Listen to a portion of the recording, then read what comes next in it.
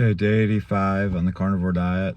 This is actually the next morning, but I couldn't find, I'm still a little bit, I guess, shy about recording these, and I couldn't find a good place in the house last night. It was busy. So first off, we had the greatest, like 5-day stretch in the Olympic National Forest. So today it is just, we used to live in Seattle, and so that was 20 years ago, but like, this is the weather I know from the Northwest. Just this tiny drizzle, misty, socked in. Like, it would have sucked to have walked all the way up there doing the High Divide Trail and then not having it, and having it just be totally cloudy where you couldn't see the beautiful mountains that we saw. So that turned out amazing. I do think I had some thoughts. I'll be really interested to see what the weight did when I get back home. And it will, the body is interesting. It does interesting things. I won't be surprised if I didn't lose anything. And I won't be surprised if I lost 5 pounds or something. It was really hard work. My calves are very sore. But I was just so grateful the whole time that I was able to do it.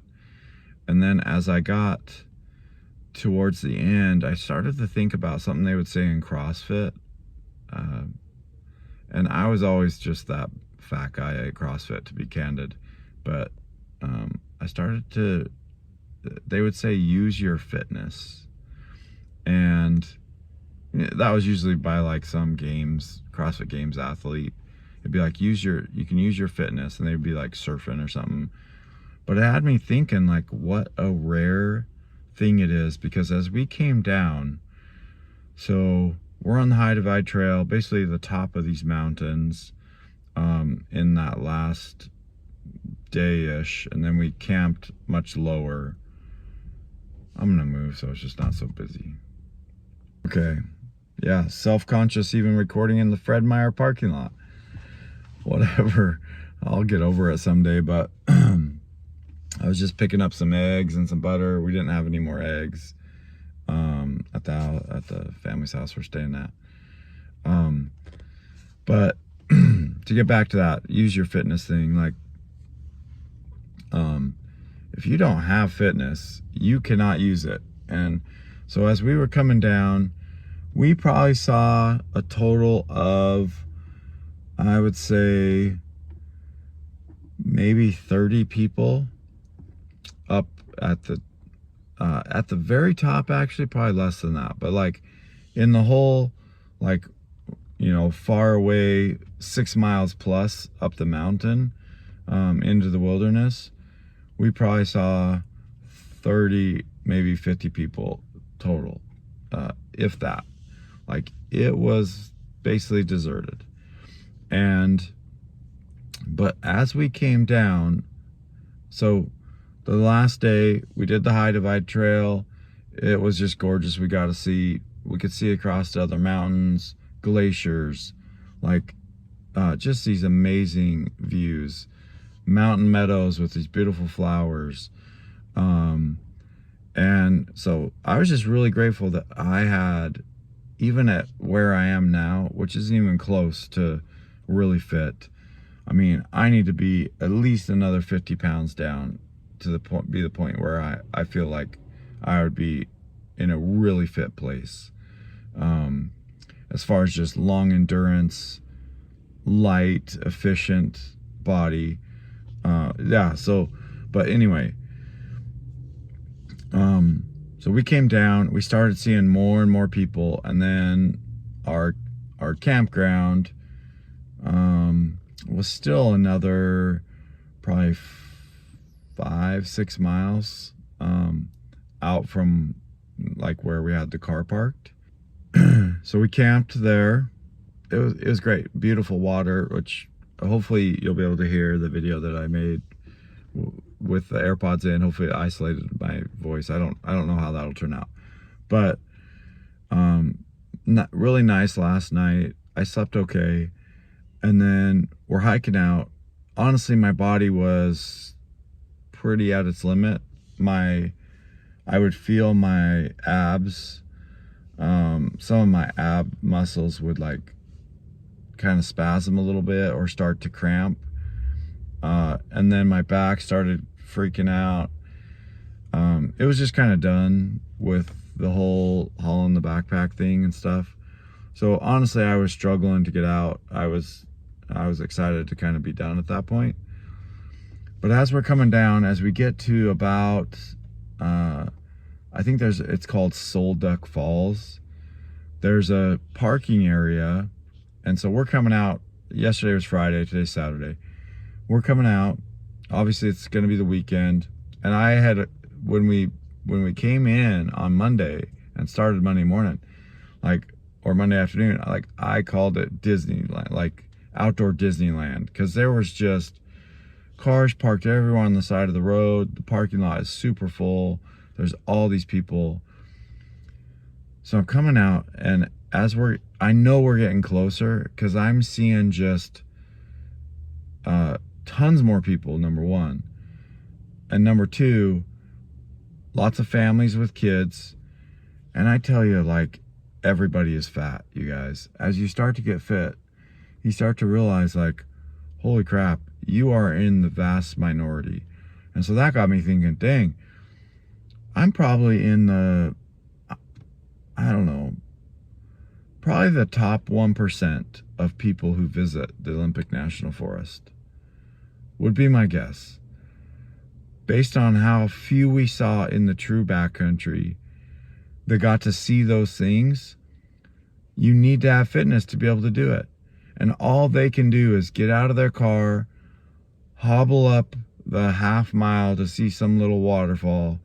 And even at that, they're just guzzling Gatorade like it's the hardest thing they've ever done in their life. And it was just such a stark contrast to me. I know that's where I used to be just a few days ago, technically 85 days ago. But man, you just start to feel like, wow. It was humbling in a way, and saying, man, that's where I just was. And it's messed up that most people now are this way. I remember seeing an old video at one point, and it was like the kids doing some kind of, it was like high school kids, and they were all just like super fit in the 60s. There's maybe one kind of slightly chubbier one, but other than that, they're all just fit young men. And I bet you would need to have 10 high schools to have 50 or 100 fit young men. At this point, it was sobering. It was a sobering reality to the fact that what we're doing to ourselves, or allowing to be done to us through our food, is ridiculous and super sad. And yeah, it was just such a great trip. And that was just a contrast that I wanted to highlight, because you'll see it once you kind of open your eyes to it. You'll see it everywhere, where basically almost everyone is metabolically unfit. And I'm still in that camp. I put myself in that camp still. But I know I'm on this path to be able to get to a fitness level that allows me to basically do things that nobody else really can do. Like literally, they cannot do it. They don't have the ability to.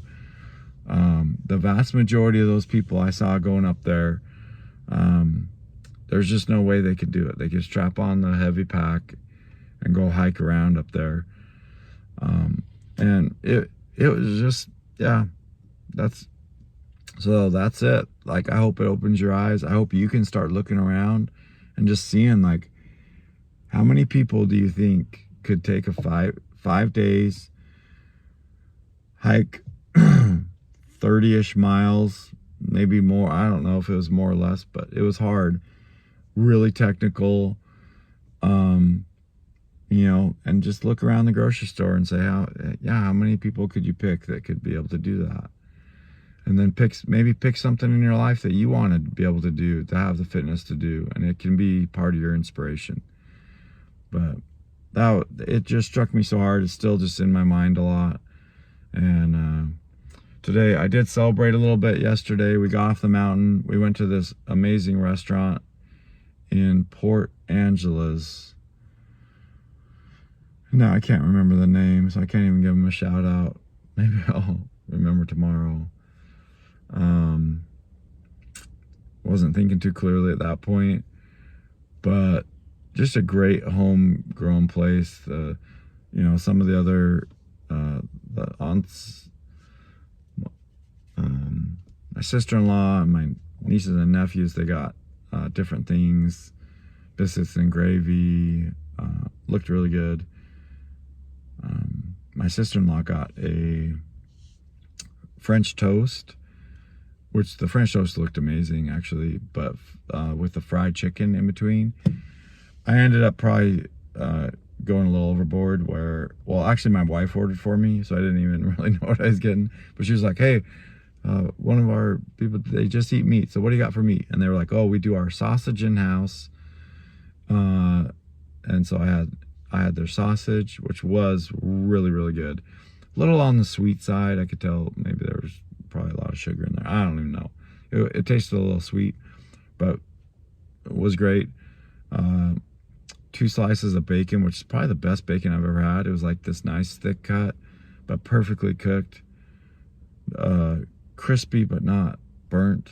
Oh, it was so good. And then a smash burger, just 1 burger patty, and then a fried chicken. And that was breaded. I picked off some of that, but just with the seasoning and stuff, it was amazing. Tasted so good. So good to kind of have something different and like real food. Yeah, so that was awesome. And then at the store later, I got a couple of kind of gourmet cheeses at Winco.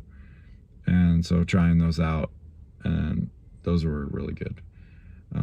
But again, I'm not like, I didn't feel like I went overboard. I had like, I don't know, 4 little slices of cheese, and it's just good to have like a different flavor. One's like a lemon, and one was a little bit of fruit in it. It's not blueberry, it's something else, but anyway, a little fruity. Yeah, and so that was a great little treat. And yeah, I got some eggs and stuff. I'm gonna cook up some breakfast later. It's interesting, like I wanted to just sleep in a ton today, like, oh, I'll be so tired. I wasn't that tired last night. It was almost like my body was starting to adjust and just be like, hey, this is the workload we have to do. Whereas before I wouldn't have done that. So I woke up 7-ish and just kind of laid in bed and was trying to fall back asleep. And then I was finally like, I'll go get some eggs because I know we don't have eggs. So anyway, that 85 in the books. I can't believe, so close.